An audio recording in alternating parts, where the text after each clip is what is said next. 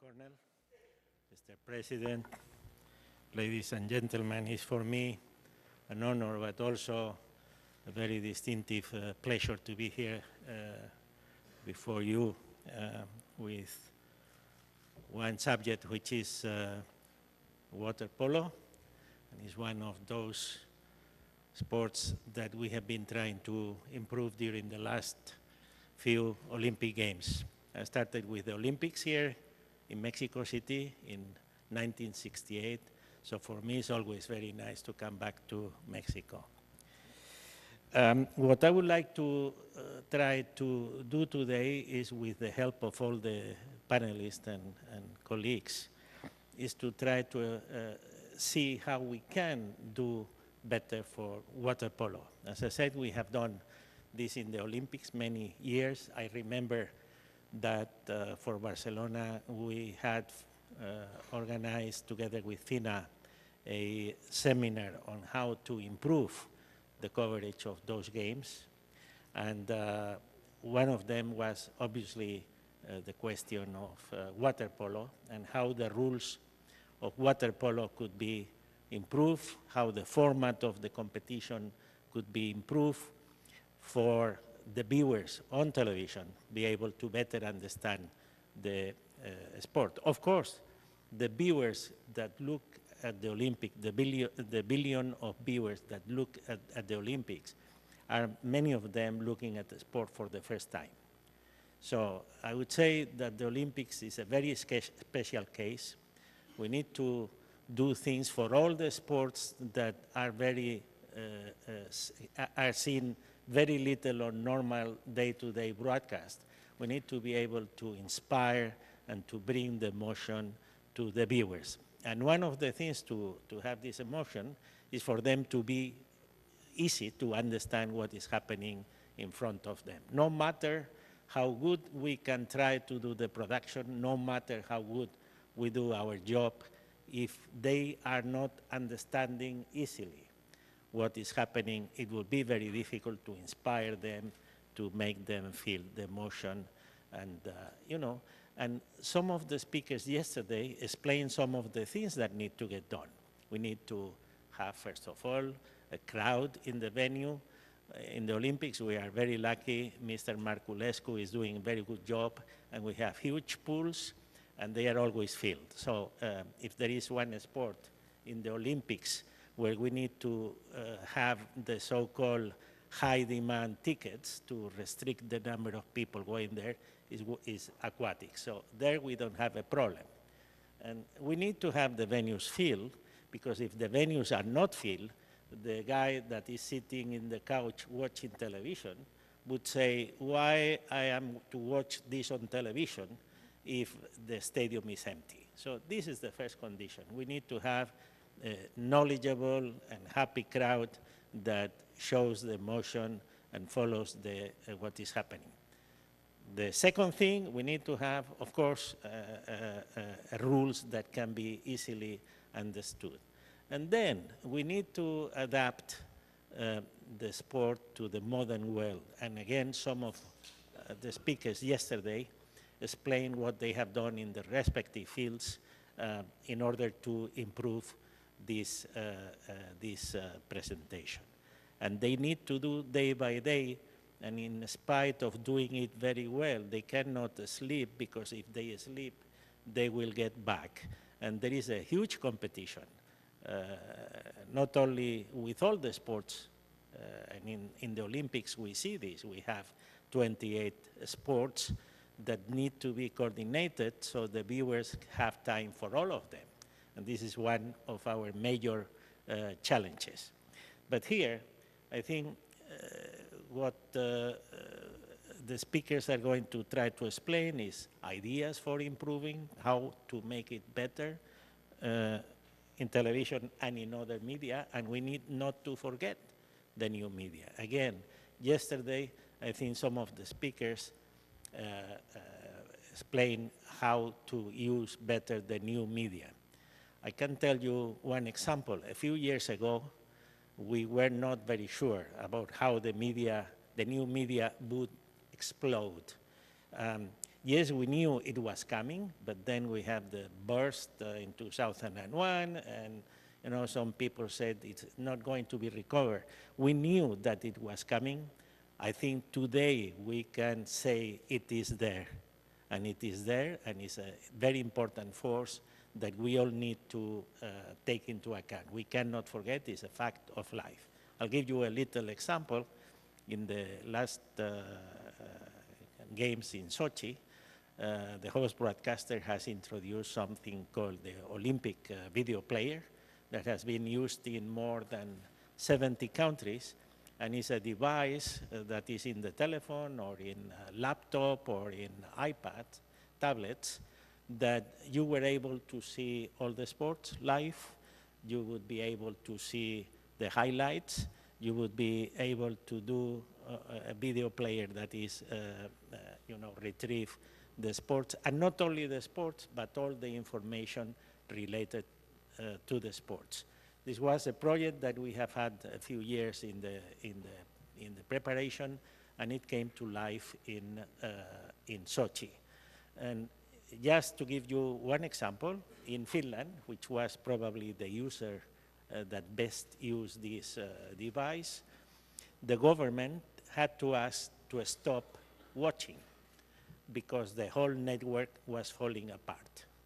So this means that the country collapsed because people were watching the sports action of the games by new media, by not the traditional broadcasting or the press.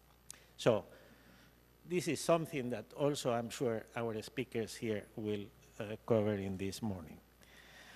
And last but not least, on the other side of the coin, traditional press. How is the traditional press have to develop to support the sport? The press is the media that goes day by day informing about the sports. Of course, in Europe is about football, and in the US is about hockey, and depending on the season, American football or, baseball. But the little corner in the newspapers that talk about water polo is very important, and we need this to do more and more. And I think you, at your own level, in your own countries, need to have the media talking about you. Somebody said, I think Mr. Marculescu, better than they talk bad about us, that they don't talk at all. So yes, the media has to write about it. So without further ado, I will invite then the different members of the panel. Peter Diamond. Peter Diamond, please. Peter Diamond is it's now a VP, executive VP on NBC, and has been in the Olympics, I believe, since 1972. 76, first with ABC, then the Olympic Network, and since then we met in '84 and worked together in '84 in Los Angeles, and since then all the time with NBC.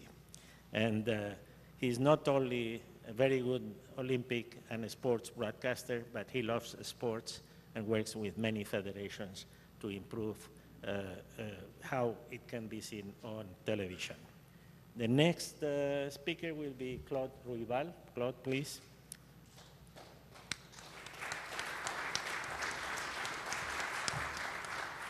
Thank you.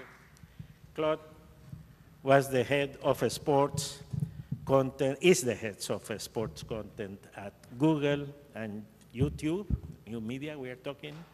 He was a former chairman and founder of Universal Sports, and before there, it was in many other sports-related activities, including marketing with ISL, which is when I believe I met him first time, and also a person that loves sports and tries to make the best out of it.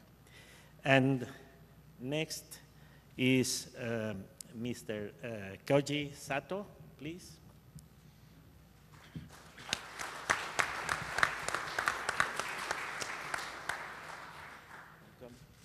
Mr. Sato is Deputy General Manager of the sports at TV Asahi. TV Asahi is one of the main sports channels and networks in Japan. And as such, he has been covering Olympics for several times now. He looks very young, but he's been there a long time in the road. TV Asahi covers aquatics, and they are a very good partner with FINA. Thank you. And last but not least, Gianni Merlo.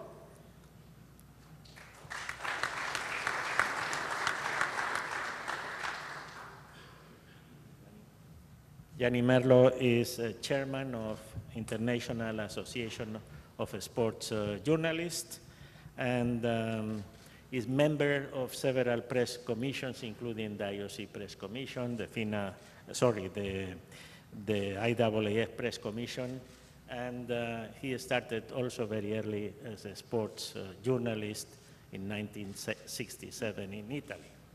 So without any major introduction, I will give the floor to Peter Diamond, please.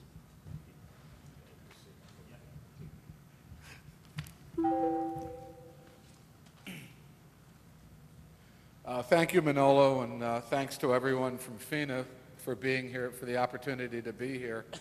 Manolo referred to the seminar in Barcelona 23 years ago, and I was actually there, so it's nice to be back talking about some of the same things, actually, and some new things. Today, the topic, as near as I understand for this panel, is what fans are looking for in team sports and what this means for water polo. For me, the first part of this subject is pretty simple.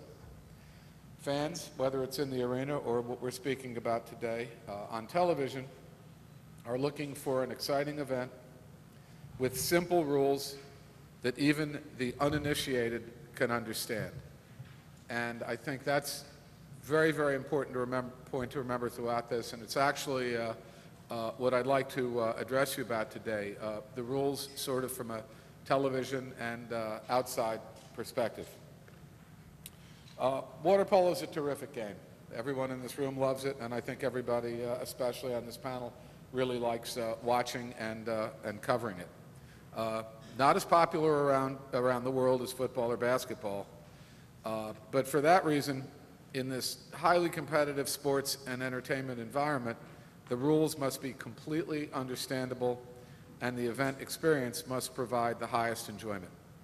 Don't want to spend much time today on the event experience, since I think FINA's done a fabulous job in swimming, and with all the things you're doing on the deck to make it more exciting, both in the arena and on television.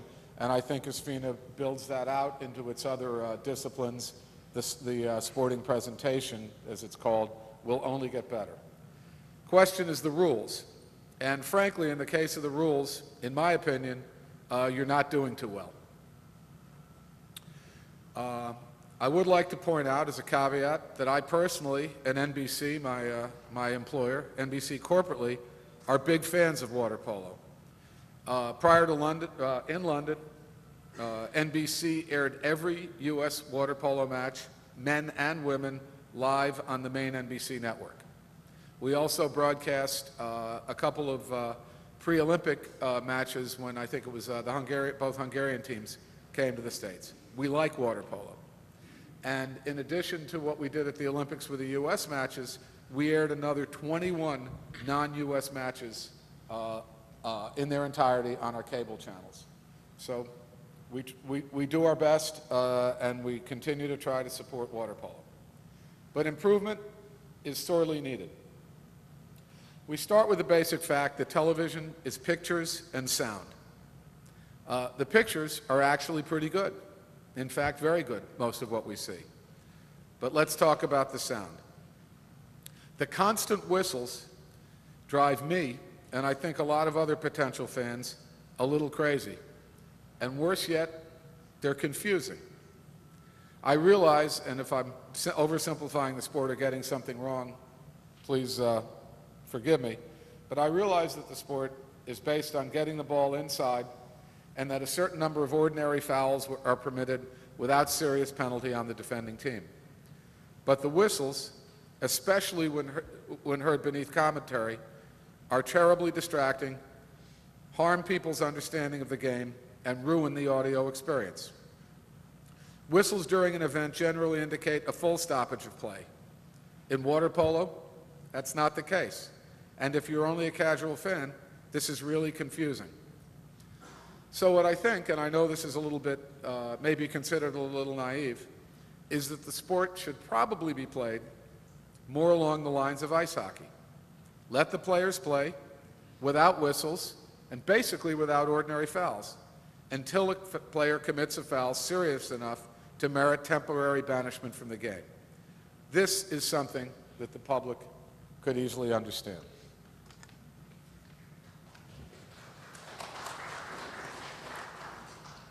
This is further compounded by the fact that you have trouble seeing the people who are blowing the whistles. In basketball, when the referee calls a foul, he can be seen by spectators at the arena and on television. Same thing for an official in hockey. Even the Sphinx, who controls a volleyball match, because we can't hear him or her, from the chair above the net, can be seen by the spectators at home, in addition to those at the arena. I'm not suggesting putting the referee in a striped cap swimming in the pool. I do, however, think that the referees should be even closer to the pool, maybe on deck level without a platform. How about a floating bulkhead outside the field of play? In any event, whatever you might consider doing, please bring them further into the game. Along these lines, there's something else that is frustrating. When a player commits an infraction serious enough to be ejected, very often we don't see or know why. The official must clearly signal the infraction to the arena and to television. And it takes more than a casual fan to know where he or she is going for the penalty. In hockey, there's a well-defined penalty box to which players skate. In water polo, it's the corner of the pool. I'd like to ask FINA to make the penalty area more visible, more defined, and maybe in a different place. The virtual technology additions we've been seeing in television presentation represent a great progress and clarity. But the most important part of this sport is the goal. We need virtual technology, even if it isn't exact, for the line on the water, in line with the goal cage, and we need the entire goal to light up when a goal is scored. A little showbiz never hurts. Water polo is a team sport, and it's important that spectators can identify with their favorite teams immediately. It is a very positive development that national tricodes and small flags are on the caps. But let's go all the way. Let's have national colors on the caps. The Australians should wear yellow and green, and the Italians azure blue. It would not only make the players and teams more identifiable, but add color to a game that could use it. There is one aspect of water polo that is excellent, but you have to be sure it doesn't slip away. For many years, a game could be completed in 1 hour. Broadcasters need fixed times, a 1-hour slot, a 2-hour slot. But water polo matches have gotten longer. I love longer water polo matches. I like the concept of the games being longer. But with 8-minute periods, you are now 1 hour plus, a television's no man's land. Your matches need to fit in a 1-hour time period. Look at the growth of beach volleyball. FIVB beach matches are 95% sure to end in 1 hour. On the other hand, FIVB has to deal with indoor volleyball, where it is deeply challenged with lengths from 1 hour 10 minutes to 2 hours 30 minutes. I can assure you the FIVB is seriously addressing this. Thanks for listening today. You have a really terrific sport with great athletes who are really a joy to watch. You have great drama in a short period of time. But if you were to approach the level of the world's major team sports, you need to be much easier to understand. A few basic changes, and we know they aren't easy, and some will be considered revolutionary, will go a long way towards accomplishing this goal. Thank you.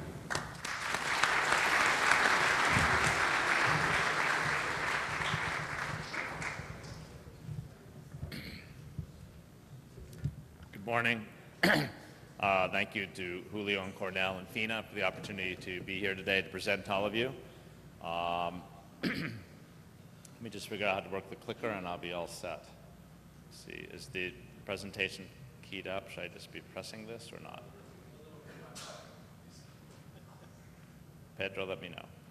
All right. So I'm Claude Ruibal. I work for Google and YouTube, and basically my team is responsible for putting content on the YouTube platform for distribution to our roughly 1 billion uniques that we have per month on YouTube. Historically, YouTube started as a user-generated site. It was content that was put up by users. But more recently, over the last 3 or 4 years, and my team has been focused on getting higher quality sports content onto the platform for distribution to the global audience.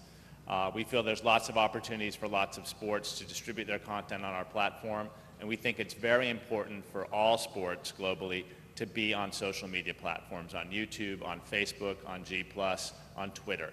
I think for water polo, with USA Water Polo and FINA, they've embraced those platforms. I think there's lots more that can be done. And I'll just talk a little bit today about sort of tips and ideas I have around things that you can do as a national governing body or as an international federation on how to better use these platforms. This is just a snapshot of one of the most viewed videos on YouTube around water polo, which is the final game from London. If you notice in the bottom left there, there's a want to watch Sochi 2014, click here. That's called an in-video annotation that actually the IOC put on every single video they had on YouTube, so that any time during the Sochi Games, if someone went to the IOC channel or did a search for an IOC video, you got that annotation telling you that, by the way, Sochi's going on, would you like to see Sochi videos? That's a way to use the amplification opportunities you have on YouTube to get people to watch things that are current and relevant to your user audience at any given time. What you can do with YouTube across all your platform. So TV and what Mr. Diamond does is all about reach. They have tremendous reach in the USA marketplace. They touch almost every home, and they have a very engaged audience around that, around the Olympics and around all the other sports and entertainment properties they have. YouTube is more about engagement. We do have great reach, but we're more about having a fan be engaged with your content and using that content to amplify it to other people, to share it with other people, to let people embed it on Facebook, embed it on G+, to get more people knowing what's happening. So if there's an interesting moment happening in water polo at any given time in the world, you can use that social amplification, that global audience, to help get more people aware of what's happening around water polo. So as I mentioned, we have 1 billion uniques a month on the platform, which is quite large.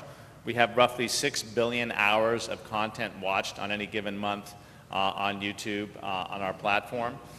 And in any given minute on any given day, we have roughly 100 hours of new content that is uploaded onto the platform, roughly 4 days of viewing nonstop if you want to do that. And that's just increasing on a daily basis. I'm sure about this time next year I'll be saying it's 200 hours per minute. But you can get a sense of the scope of content and the server backload we have to really serve up all that content to a global audience. It's pretty vast. But it allows you to have a lot of comprehensiveness around your sport, which we'll talk about in a moment. So tips, 8 tips for all of you to think about as you use YouTube and other social media platforms. Think global. One thing we've done with the Badminton World Federation, for example, they've been streaming a lot of their live content on our platform and have also uploaded all of their historical content on the platform. On the live content, badminton has great distribution and gets great rights fees from China. We actually don't distribute in China on YouTube, so that works out pretty well for us and pretty well for them. But we're able to distribute in a lot of markets where badminton actually isn't covered by broadcasters. I'd even challenge Peter Diamond to say you probably don't cover a lot of badminton other than during the Olympic Games. So there's plenty of opportunities for us to geo-block certain markets and put the entire World Championships or other key events of badminton on YouTube so that people can see it in key markets where they normally would not get any access to the content. Another example, when I say think global, this is just a clip. I'm sorry I can't show my videos today, but it doesn't work. But in any case, this is a clip of a soccer star named Mario Balotelli, who is from Italy, but he played for Manchester City. He now is playing back in Italy. But when he played at Manchester City, there was something called a tunnel cam. This is a live camera on YouTube that Man City put up and would roughly get 4 to 5 million views every time they put it up live. But the views of athletes like Mario, 80% of the views were not from the UK, but they were from the rest of the world. And 70% of our 1 billion uniques a month are from the rest of the world, not from the United States. So you really have this global opportunity to touch an audience in any market that might have an interest in your sport. You need to consider all screens. I have a 13-year-old son. His name is Max. He could care less about HD, about 4K, about 8K. He cares about his little screen on his phone that he sits in his bed watching hour after hour, videos, long-form movies, whatever it might be. He could care less how big the screen is. He just wants the mobility and the access at any place, at any time where he wants to watch it. And I will say that we are just seeing more and more increased viewing on video on mobile platforms because connectivity is improving and people want to have it where they want to have it. So think about being accessible across all screens. Increased portability, increased choice, and one thing we're working on really hard at YouTube is increased speed, making sure there's no buffering for you so that you're used to a TV immediate on situation. We want to make sure when it comes to going to look at things on the web, we can do the same for you. Embrace your library. A great example of this is what the IOC has done with their historic library on YouTube. They've essentially put up most of the key moments from the Olympic Games from the past. FIFA has also done this with sort of the key moments from the World Cup.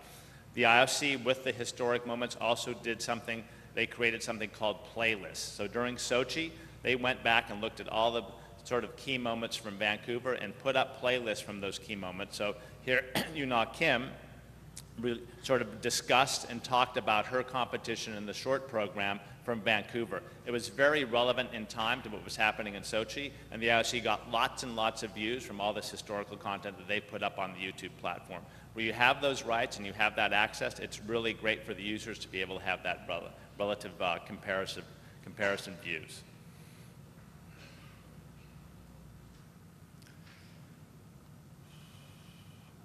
Let your fans be your fans. One thing that happens on YouTube that's really different than what would happen on TV or most other platforms is that users who are very passionate about a sport upload content from that sport onto their channel on YouTube. In many cases, that content might be copyright protected by the rights holding body, but guess what? We have something called Content ID. It's a software system that allows us to upload all the content that you own and have the copyright protection to from your events, from your world championships, and we will match that content with any content that's uploaded by a user. And if it does match a user's uploaded content, you can do 3 things with it. You can block it, you can track it, or you can monetize it. And if you monetize it, it essentially says that you're going to say, I'm going to claim that copyright uploaded by this fan. This is content I own, and I want to monetize against it. This is a great way to let your fans, again, work for you, where you'll have thousands of clips from a given event up on the YouTube platform. You're able to claim those. Many of those clips have high view rates, so they basically come up very high on search results, and it allows you then to get more viewership across your sport on our platform. A good example of this is here's a fan of water polo who's uploaded all these clips from different water polo events. He's talked about them. This is a super fan. You should embrace all these super fans on our platform, claim their clips, and let them work for you. Collaborate with like minds. Consider one key area we're working on this year at YouTube and at Google is training, coaching, fitness. There's all sorts of fans up there that are doing things around water polo, about the basics of water polo, to teach and instruct people on how to better play the sport. This is true across all the sports on our platform, but this is another example of embracing those out there that are really supporting you and supporting your sport. Find ways to work with them. Program for the platform. When you consider different things that you might do that are relevant to our user base, here's a campaign that USA Water Polo did about a cap campaign. It's something that's sort of cool and fun and relevant and works really well with the user base that exists on YouTube, and then people start sharing this content and gets the word out about your sport. audiences make great creators. When you think about all the audiences out there and about all the fan uploads, many of them like to basically cover things for you. They want to be your news story. They want to cover the events that they're seeing for the first time themselves. Here's one of the most viewed clips of water polo that exists on the YouTube platform, over 3 million views. It's about a fight that sort of broke out in water polo, but you shouldn't ignore the other interesting things that happen around your sport, because at least it gets visibility around this. With the NHL, the Hockey Federation in the USA, they have a site on YouTube called hockeyfights.com and Hockey Fights on the YouTube platform. The Federation doesn't embrace it necessarily, but they know it helps market and promote their sport and gets lots of viewership around it. So you should look to try and take advantage of these things on our platform. And then finally, subscribers really matter. And having live events and driving live events through your content is really helpful to grow your subscriber base. For example, in 2009, the IOC launched on YouTube. In 2012, just before London, they had roughly 64,000 subscribers. After the London Games, they had over 500,000 subscribers. Now with Sochi, we basically distributed the Sochi Games in 92 countries around the world. Most of it was VOD, catch-up content. Some of it was live in Latin America. But with that effort, just coming out of Sochi, the IOC is on its way to get 1 million subscribers. So a great number to have, and certainly room for improvement in some of the other federations and the governing bodies that I'm looking at on the platform. USA Water Polo close to 2,000, which is great, but I think there's a lot more that can be done there. And my team and YouTube and Google can help you think about how to do that. And with FINA, also around 4,000 or 5,000, I think there's a lot more that can be done there to build your base and to build sort of frequency of visits. The IOC, as an example, as I mentioned, is closing on 1 million subscribers coming out of Sochi, and will probably grow significantly from there. Wanted to show you a video about Glass, our new product, which we're actually doing a lot with around sport, but the videos don't work, so I apologize.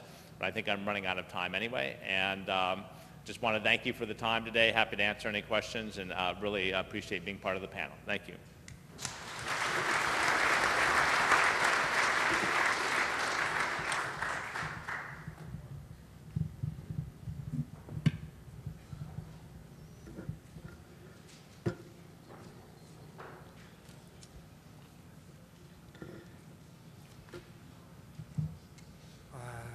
It's my great honor to be here. Thank you, FINA, and people who is involved with this prestigious event. TV Asahi has been working with FINA since World Championships in Fukuoka 2001. And since then, water polo is an issue for us. Not a big issue, but an issue for us. I mean, swimming got a high popularity in Japan since 2001. And we thought, what comes next must be water polo. We have been working, trying for a decade, but not make it happen now. So this conference is a good chance for me to find out what should be done in making water polo gain a lot of popularity. Excuse me. I have been working for sports division of my company for more than 20 years.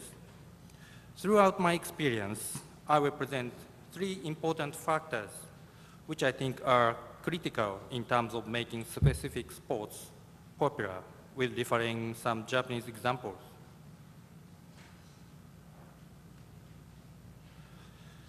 Three factors are high performance, easy to follow, and emotional ties or sympathy.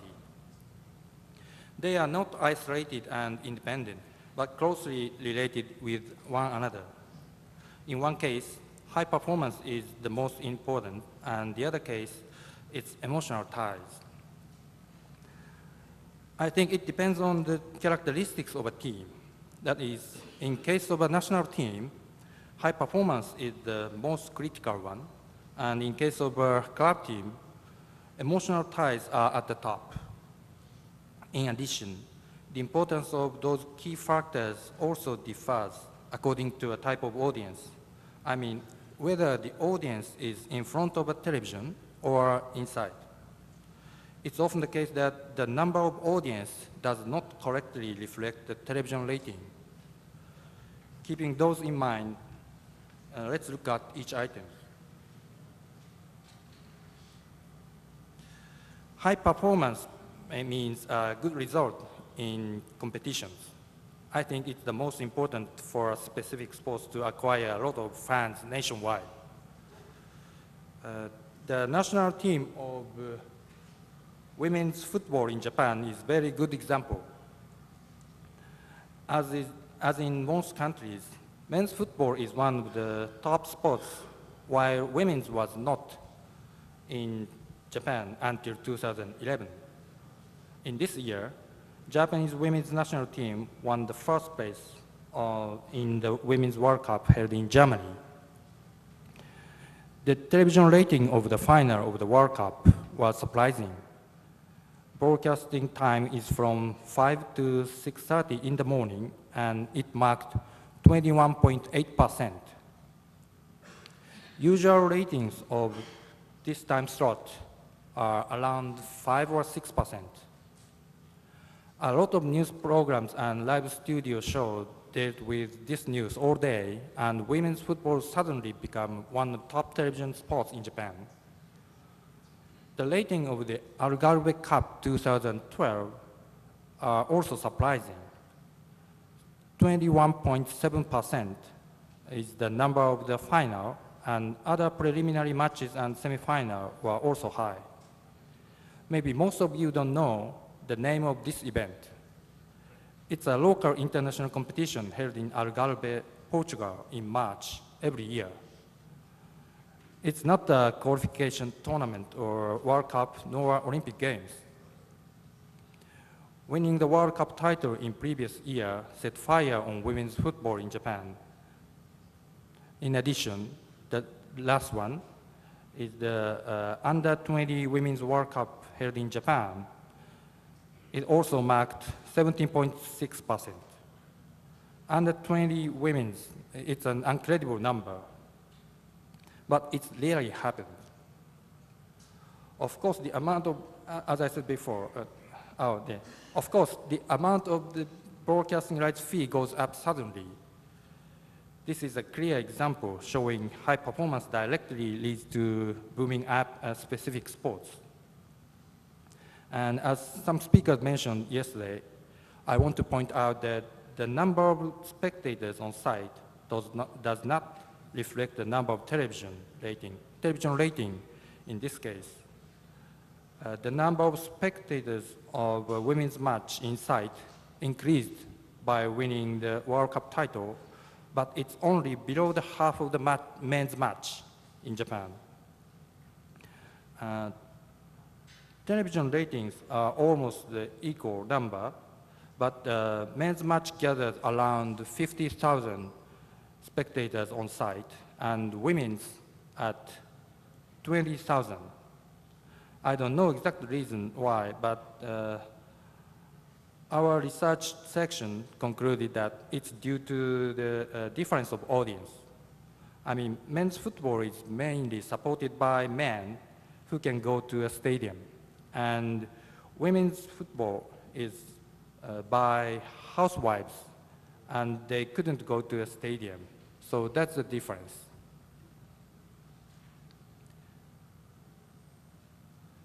Next one is the easy to follow. It has two meanings. The one is traditional, cultural, and emotional one, and the other is the rules or the game format of the sports. These numbers show that the Japanese top 3 television ratings in history. The second is the women's volleyball final in Tokyo Olympics Games in 1964. I think this is the source of a Japanese high popularity of volleyball, indoor volleyball. Since then, it has been in one of the top television sports in Japan in spite of their performance. Women's national team in Japan won the first bronze medal in London Games since Seoul Games in 1988. It means they couldn't get medals for more than 2 decades, but they could keep it as one of the top television content. I can't explain the clear relationship between the gold medal and long-lasting popularity of volleyball in Japan, but undoubtedly, the number of players increased by the gold medal in 1964. A lot of Japanese ladies in 30s, 40s, and even 50s play volleyball for fun after they finish their daily work. Volleyball is easy to access and easy to play sports in Japan. I can say that circumstances have been set by winning the gold medal, in which people feel familiarity to volleyball. The other point is the rule and the format of the game. As you already know, FIVB changed rules to make people easy to follow. After scoring system is changed, competition time per match is at most around 2 hours to fit a television slot. I'm not sure those changes have been working well or not, but I think so far so good. And touching on the rules of water polo, I'm not a professional, but I think competition time and scoring system are good from a viewpoint of television. Mr. Diamond said it's a bit short. I mean, 1 hour is might be short or not good, not fit for TV. But I think it's a good time because in Japan, the 1 hour program doesn't get high ratings. 2 hours is best for getting a high ratings. So I think a bit over 1 hour 1 hour competition time is ideal, I think. And scoring system is also good, and the total score of the water polo is about 15 to 20. And sometimes the low score team sports would be sometimes boring, but it's a very appropriate number. And as for violation or fouls, it's sometimes difficult to follow for me, but I think we as a television producer must explain what happened by graphics, or commentators should explain them to viewers. In this respect, television should make more efforts to viewers to follow easily.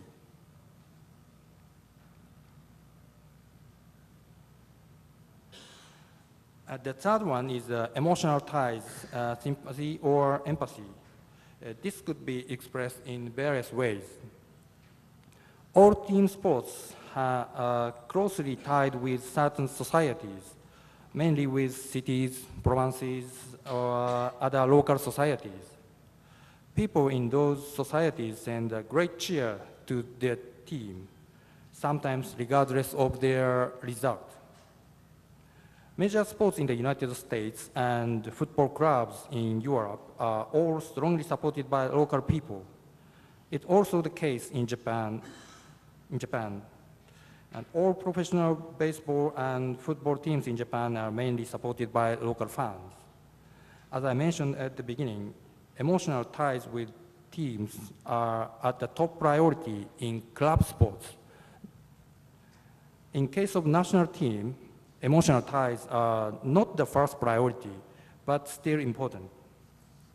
And I will touch on how sympathy and emotional ties are produced in terms of television. So-called off-shot plays some important roles in building emotional ties. Off-shot means off the pool or off the court shot. They include locker room, warming up, and gathering just before marching into a pool.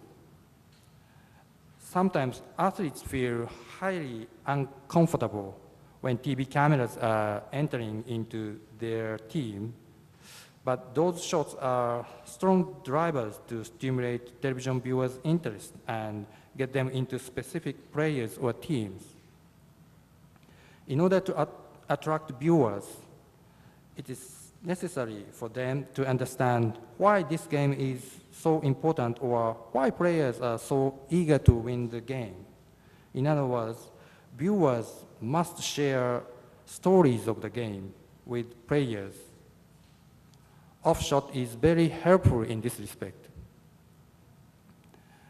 Too much insert pictures should sometimes be restricted, but pre-game interviews by coach or managers could be a possible approach in promoting viewers' interest.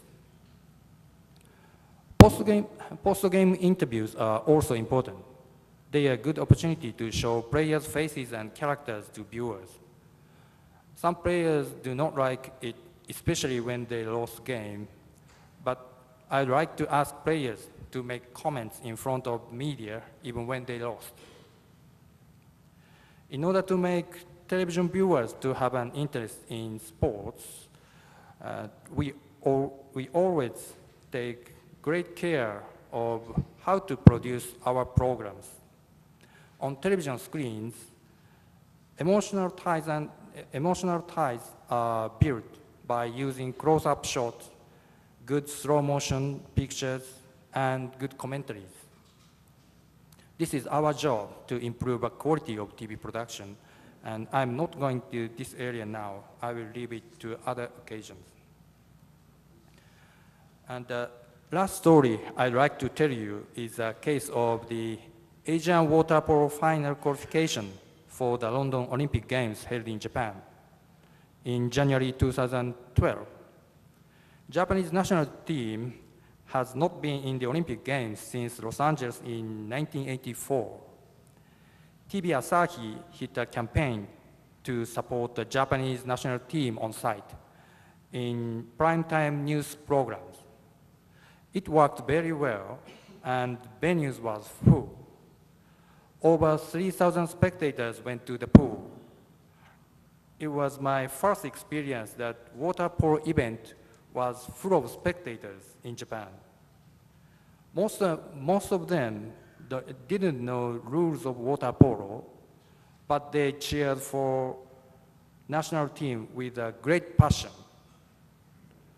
Here again, I strongly recognize the significant role of television in promoting the event. However, Japan couldn't win the ticket for the Olympic Games. Still, I believe water polo has an exciting future, and I hope my presentation has some contribution to your discussion. Thank you for listening.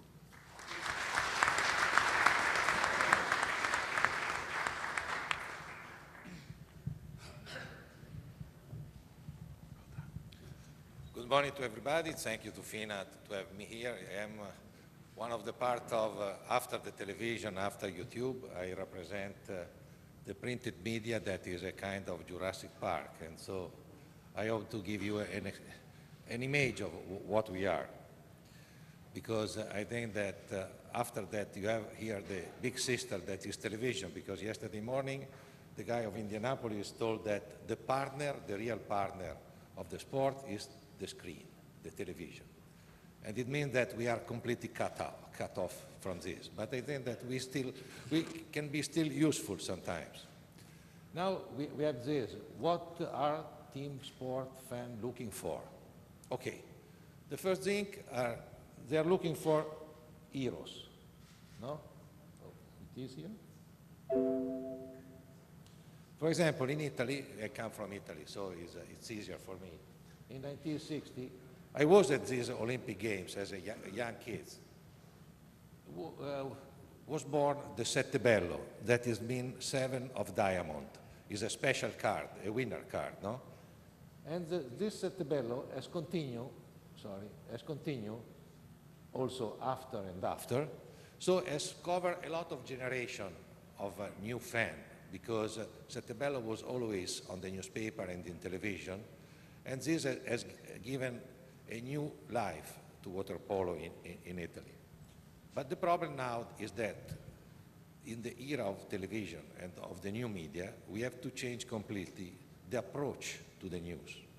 Because in the newspaper now, for the young generation of journalists, the work will change completely. Before, you were typing on a typing machine your article and you were phoning your article. After came the computer and you send immediately.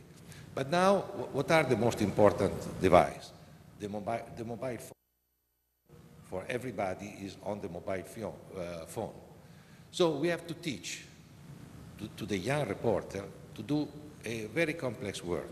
First of all, they have to write for the newspaper that are not yet completely dead.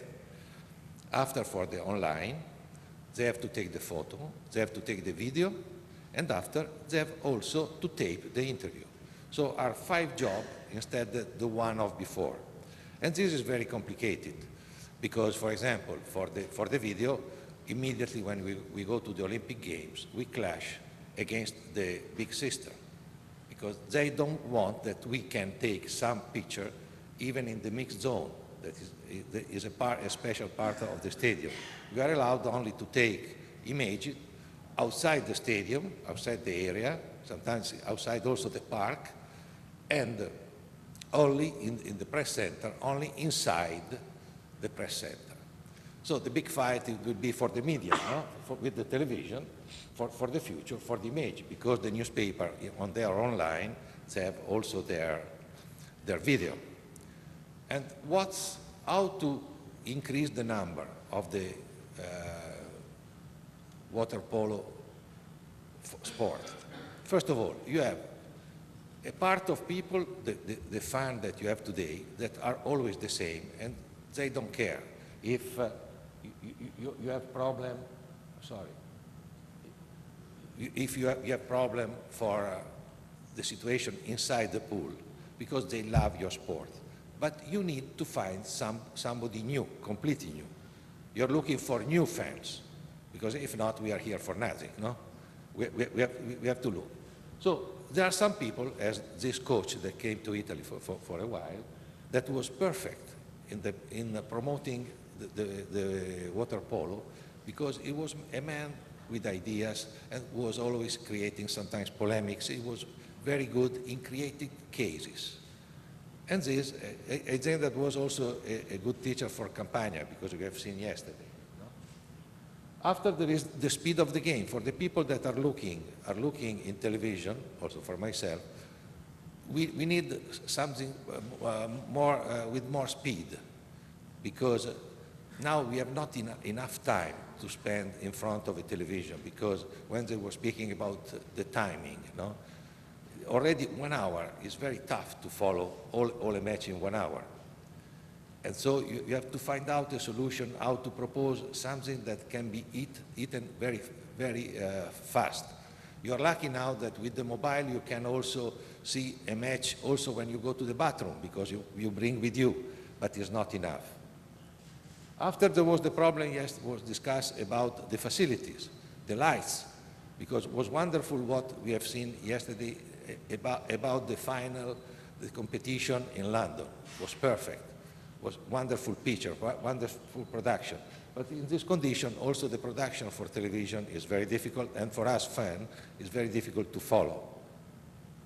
And after there was the problem that was also said before, also by Peter, that it's necessary, perhaps in the future, to have more image of under the water, to follow, to have more, to be more attractive also for the normal public, to know what happened. Because if you are going in the locker room, why not to go under the water? This is the physical challenge that is very interesting in the water. This is another moment of physical challenge, very difficult, no? But this is part of your game. And after, these are the women that are more sensitive. And after, there is a problem. In the future, you see also, and also now, the sport is always on different part of magazine and newspaper, also with the gossip, or with something that is regarding the lifestyle. I think that you can have great people in charge of promote your sport. For example, this is Mr. Perez, that plays now in a team in Napoli, that suddenly he became very famous not because he has scored so many goals, but because he has won Dancing with the Stars. It was the most popular show in television in Italy, Dancing with the Stars. He's a perfect dancer. He won, and he became very popular. And more people went to Naples to see his competition because he became a star.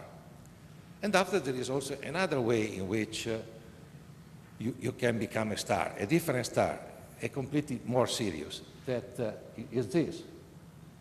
Udovicic, that from the pool, he became Minister of Sport. This is another important message that you are sending around. But the most important thing is that as every federation and also every newspaper, we have to go out from Jurassic Park in the communication. And as for example, yesterday, Brenda has underlined, who has sent a tweet from this room? And she discovered that she was the only one. So it means that for now, you are not yet ready to prepare yourself for the future.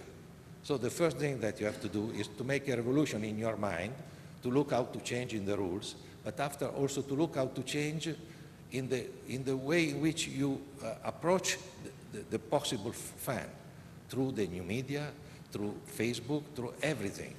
But really, in the future, the National Federation and also the International Federation, because the International Federation can give a line, but after the National Federation that has to implement the new system of communication. You need press office that are completely new mentally. They must make a revolution and to be ready to follow all these guys through Twitter, through YouTube, through everything, and through also the newspaper, because the newspaper, the journalists of the next generation must have more culture, must be most prepared than now, and must be people of top level that can give also an opinion. Because what television has left only to us are the opinion, because they describe already the event. We can try to prepare the event, and after we must give an opinion and an important opinion. Thank you very much.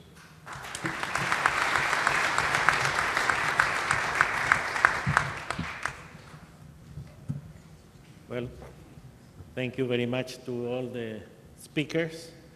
I think we have heard the ways to improve the sports, and part of the problems. We all believe that water polo is an excellent and very good, very exciting game sport, but there is work to do in order to improve, at least for the media, our presentation. We heard from Claude the new media, especially the Google YouTube phenomenon, and how it can contribute and help the expansion of the sport globally. And also we heard from Gianni the challenge that the written press has to work in the new media. And by the way, Gianni, when you mentioned that yesterday our speakers told about television being the #1, I think they were referring to be the #1 sponsor from a financial point of view. So I don't think we have to forget, unfortunately, that fact.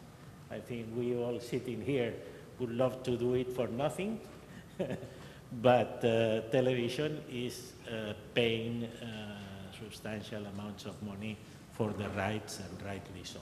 So after this presentation, I think we would open the floor. I'm sure there are many questions to all of you, and I think who opens the floor, please?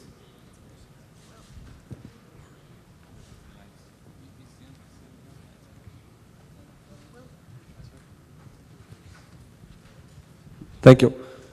I'm Michael from Germany. I have a question to Peter Diamond, because you told us about the slots for TV, 1 hour or 2 hour for the sport events, and your opinion was perhaps to reduce the match time that we fit into a 1 hour slot. Asahi TV mentioned perhaps 2 hours is better.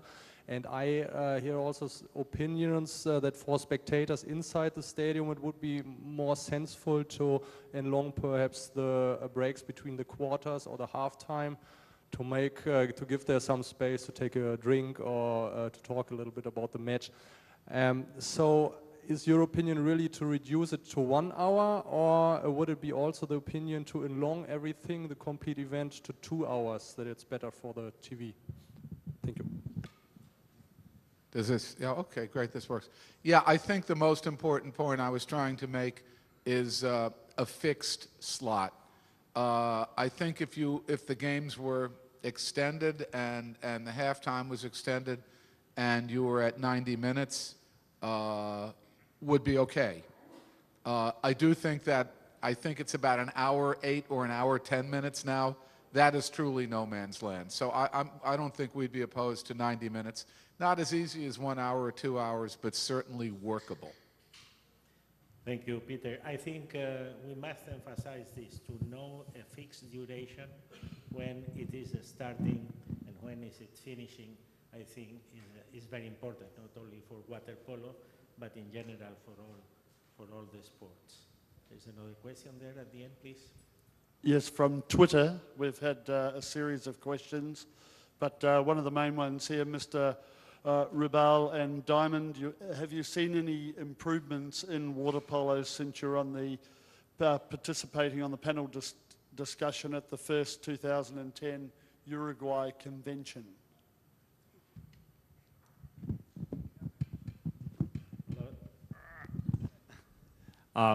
Well, that's a pretty general question in terms of improvements, but I certainly am seeing a lot more activity on the YouTube platform and sharing of water polo content. No question about that. But I think, as I mentioned at the end of my presentation, I think there's a lot more that can be done. My team holds workshops repeatedly with a lot of our, we call them sports talk sessions, with a lot of our existing sports partners to help them optimize the platform. And I will say our experience is it's really 12 to 24 months to fully optimize and understand how to use the YouTube platform, both the content and how to really access audience. So I think it's still in the development stage, and I hope that, you know, with the next meeting like this in the future, we can say that we've made some great progress. Yeah, I think there's definitely been some progress. I mean, the kind of, first of all, the coverage is a lot better. Second, there is virtual technology used that's, you know, mostly pioneered or exclusively pioneered by OBS. I think it's been a huge improvement since we first started talking about these topics. And, you know, just the little things like the, you know, like the caps about which I spoke. I think that's progress. You know, I'd recommend going a step further. There was one thing mentioned here that I think is very important to stress, and it's the question of lighting. Good lighting, like in London, is absolutely essential.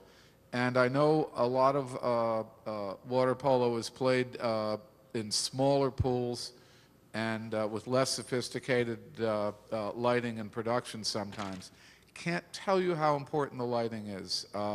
And I don't know whether there's a way that FINA and the, you know, broadcasting consultants, whoever FINA speaks with, can develop some kind of template or whether, and guidelines for lighting. We call them hot spots. There is nothing worse than when a player is sitting in a, you know, is in the pool and he or she is washed out. So that's one area that has to be addressed from the Olympic Games and, more importantly, on down. Thank you, Peter. I think we have another question there from Peter. Thank you, Manolo, and thank you very much for that extremely interesting presentation. We should be very grateful that the godfather of Olympic broadcasting has come here to help us with our project. I know you've made a lot of sports very telegenic, and I was talking to you at breakfast this morning about how you could make curling exciting. So I know we are a work in project in the underway. I've got two questions. One is, in the London Olympic Games, was there more extensive underwater filming of the synchronised swimming as against what was done for the underwater coverage of water polo? And secondly, there's been a long debate about the use of timeouts in water polo. I was always on the side that argued that in a very exciting match that was going on, right at the end when the coach would call a timeout, this was very deflating to the excitement of the crowd. But the argument on the other side was that this would be good for television because it gave an ad break opportunity for commentators to talk up the excitement of the occasion. So I'd be interested to know the opinion on this matter, and I thought that many of the points that Peter made were very interesting on the rules. Thank you. Thank you, Peter. Have anything to comment on that? Peter, you want to? Well, I'll leave Manolo to talk about the fabulous coverage in London. But on the timeouts, question of opinion, I think I would come down on the side of liking them, particularly the other questioner, the other questioner had asked about fixed lengths of matches, and it might help you get there. And I think our experience generally in team sports is that they're okay. They give you can either run a commercial spot or you can have your commentators talk about what's coming, and I think it adds to the excitement and the strategy. Any other comment here? Sorry. Sato, please. I don't have the special comment, but on the water polo, the Olympic Games. As for the pictures of the Olympic Games, I think it's a room to improve. I mean, the shootings are also fairly good, but as I said before, the graphics is just a bit should be added, and my opinion is like that. Just Yeah. only.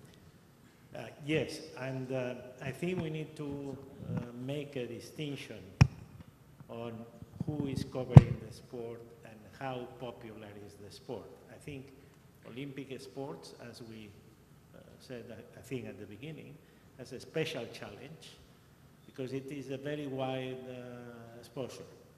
While maybe at the domestic coverage, the number of graphics or other devices that you may be able to use is much bigger. So I think your points are valid, and I think many of I would share 100% the points that both Sato-san and Peter Diamond have explained on how to improve the presentation, colors of the caps. I think with virtual graphics, we can do many other things today. But I think the most important of all is that we need to make it acceptable to the viewer.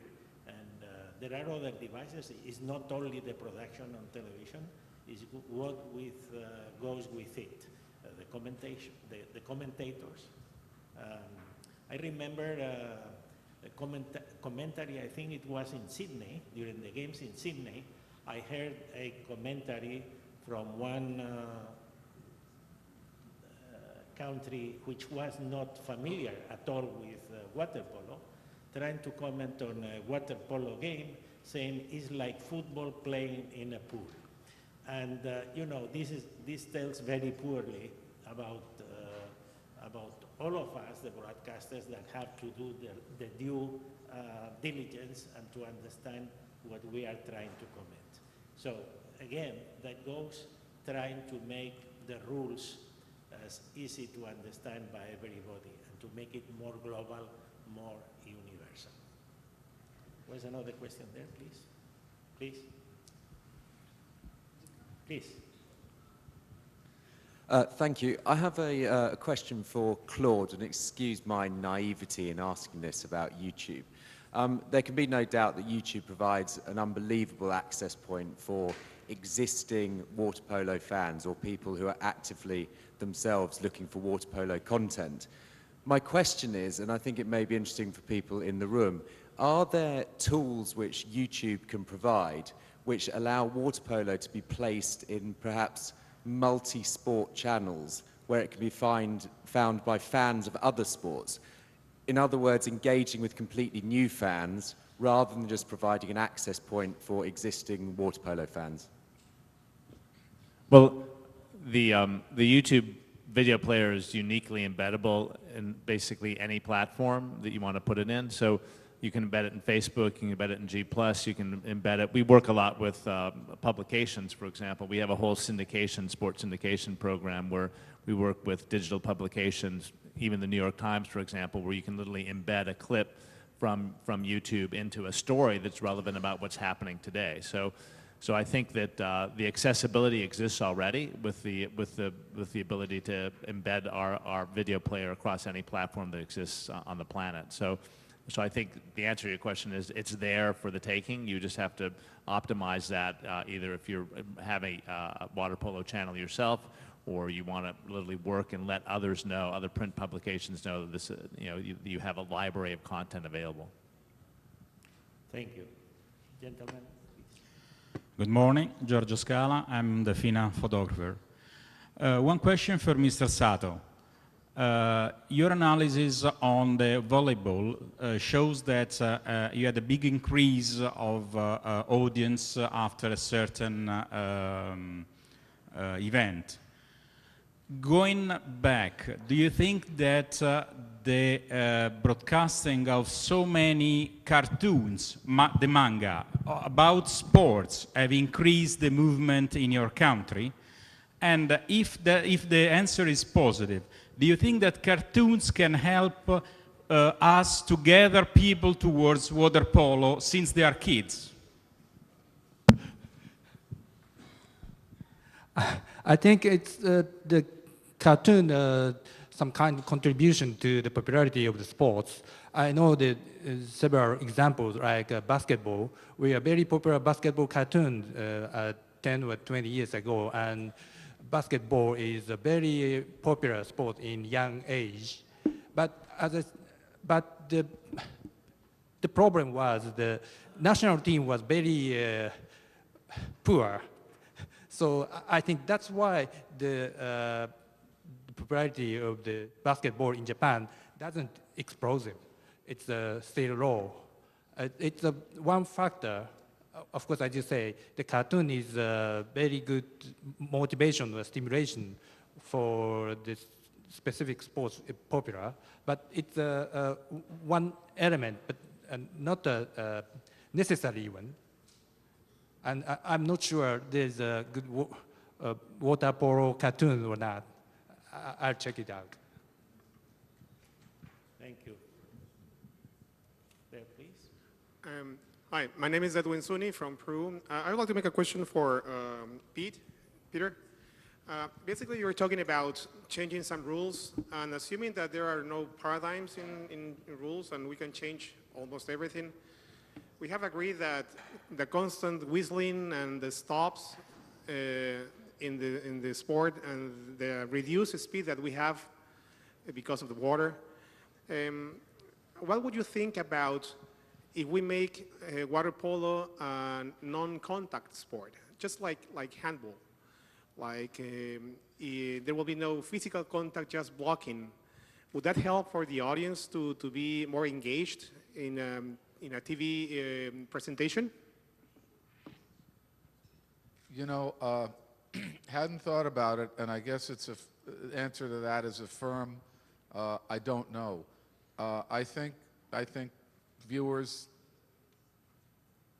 like contact a certain amount, and I think it's just a question of how it's regulated and what can be understood, how it can be understood by the public. I don't have a great sense of what non-contact water polo might look like. I guess the biggest analogy is probably ice hockey, where the men have full checking and the women don't, and I think people generally like the men's game better, at least the basic game, leaving out the ancillary contact, but I don't have a really great sense of that. Thank you. Thank you very much for excellent presentation to us. You deliver us today is a very, very good picture from you, from your side, from TV and from the press, what you like to see from us, from the water polo. The many things which we explain us today is we actually we know it, and we try to change something in our sport. And the main question is now, mostly to you, Mr. Manolo.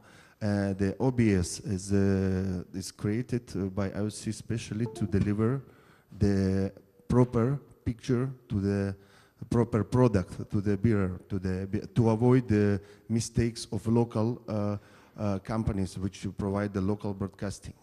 The problem is sometimes we know it's high cost product.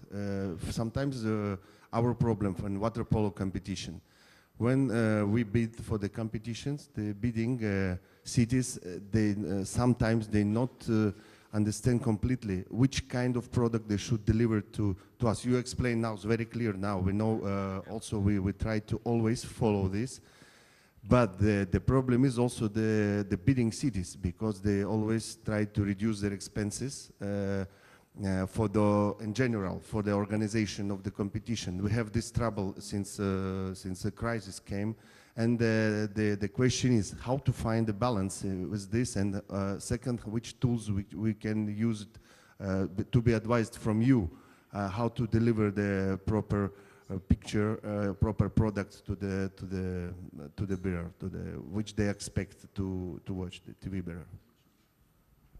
Well, thank you. I think it's a little difficult to answer, because we probably would need much more time than what we have here. But basically speaking, OBS does a job for the IOC, which is trying to cover the Olympic competition without learning every time from scratch. And I believe that this is the major merit of the IOC in founding OBS. So in other words, we go from games to games, trying to learn from the previous ones, and we have worked many times in the past with many federations, trying to improve. I mentioned the seminar in '91, but I think OBS is open to discuss how we can improve the coverage at the Olympic level. But this is very high level, as you mentioned. It's also very expensive. When you go to the World Championships, I think FINA has very good regulations and very good, I think specifications for lighting, for how the coverage has to be, and this is also sometimes difficult to make sure that the organizers understand what needs to be implemented. You know, when they want to get the competition, they will say yes to many things, but then the implementation is another, is another job. For smaller levels of competitions, I think it would be good, and we have discussed this with Mr. Marculescu, I think the FINA regulations on how it is covered on television maybe has to contemplate maybe different levels of coverage. To have a good coverage of television, you don't need to have the Olympic level. The Olympic level is very high, but you can do with less and still have a good competition. If the fans are there at the venue, if the sport is clear, I can tell you that still the coverage can be very good. Maybe not all the creams and all the excitement and all the high-speed cameras, but still, I think a very good job can be achieved. There, please. Yeah, we have a couple of questions from Twitter, and they're probably for Mr. Merlo and Mr. Diamond, asking for speeding up of the game. Are you in favour of a shorter pool, say 20-metre pool or a 25-metre pool, which would allow more action in front of goals? Peter. Yeah, again, it's a little like the question about, for me, about non-contact polo. I know there's a lot of swimming between the two offensive areas, but I don't have a good answer for that. I guess all I would say is I don't think that's the biggest challenge, but I've heard this topic before, and I don't exactly know how to assess it. I can agree with him, but there is also a problem that if I don't make a mistake, there was also the idea to reduce of one player to go to 6.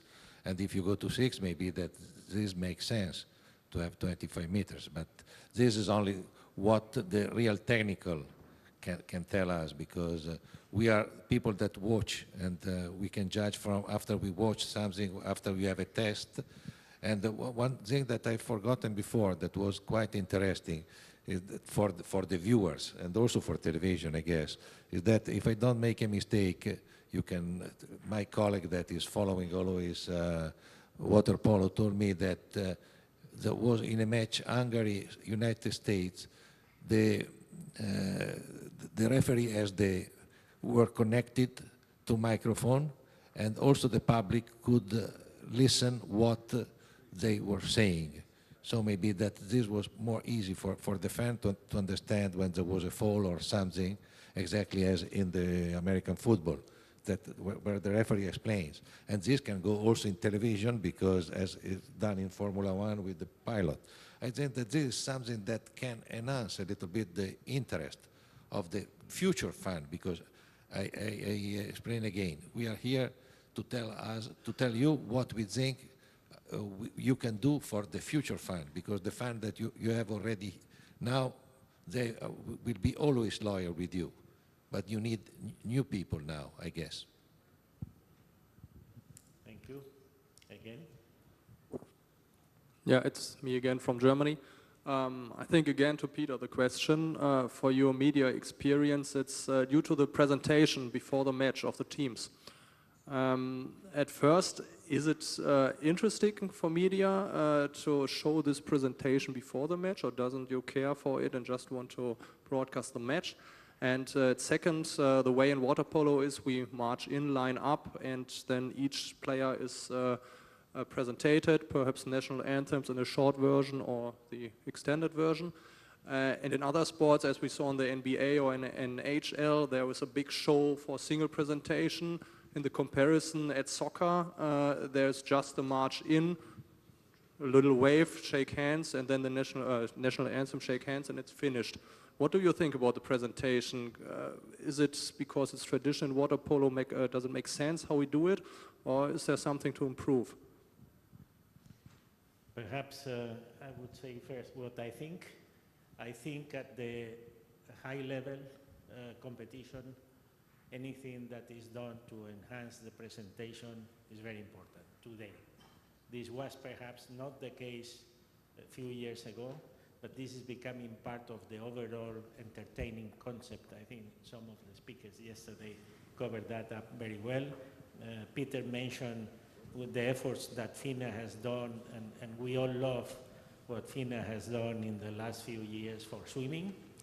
And we are encouraging FINA to follow into that direction, because, for example, in the Barcelona Championships, the presentation represents a new level of not only of the coverage of the sport, but as the whole entertaining for the viewer, and for the spectator in the venue. So.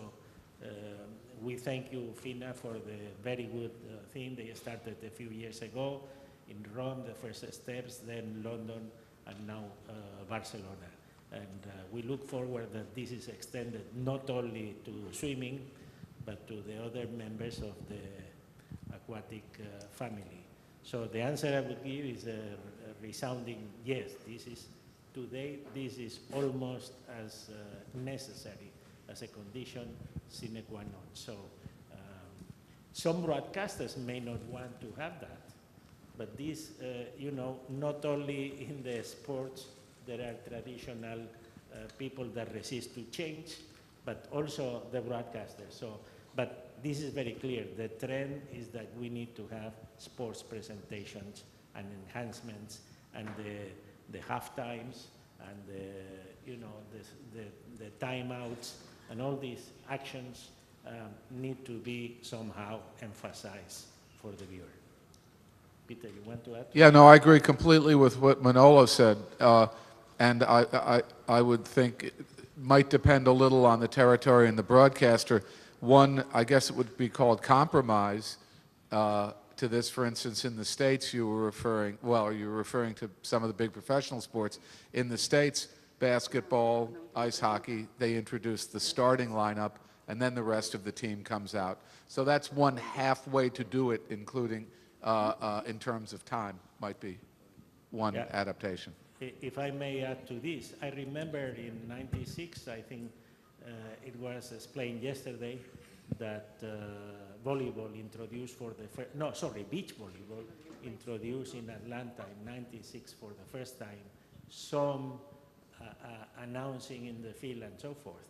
This was a huge revolution at this time. The IOC didn't want to accept this, and it was because of the perseverance of the federation this time that the presentation was done that way. Today this is normal. We have seen what happened in London, what is happening in Sochi, and I think more is coming. We have to find a balance on what appears in the field of play, in the venue, and what is being broadcasted, and that there has to be a clear, interface.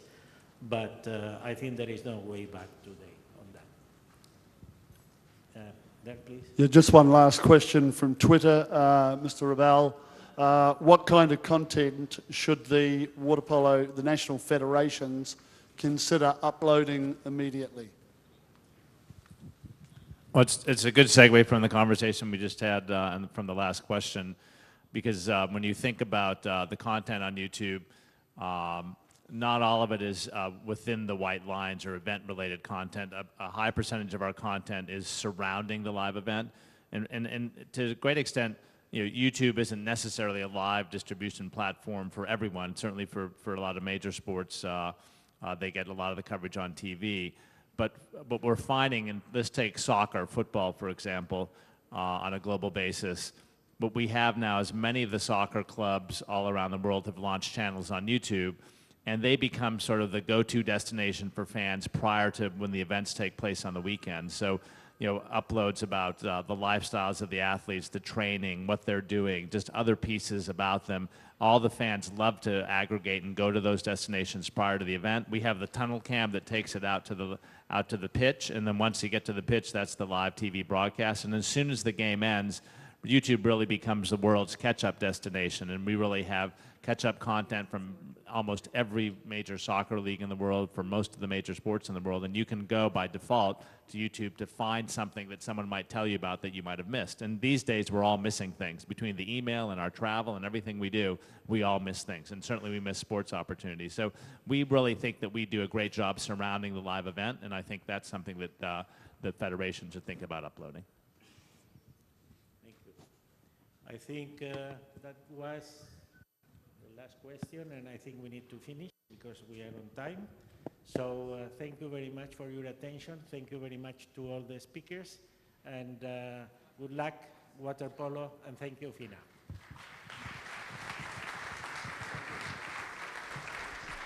Thank you so much for a very inspiring panel here, and I think the discussion from this panel leads very well up to the last session, which will begin 11:15 after the coffee break, which is titled, Should Rules Changes Be Considered in Water Polo to Make the Sport More Attractive?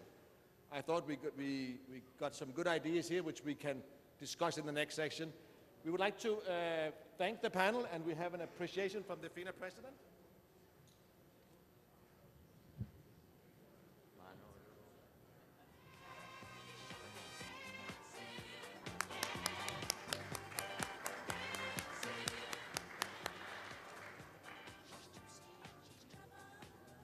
So we break for a coffee break, and we are back here 11:15.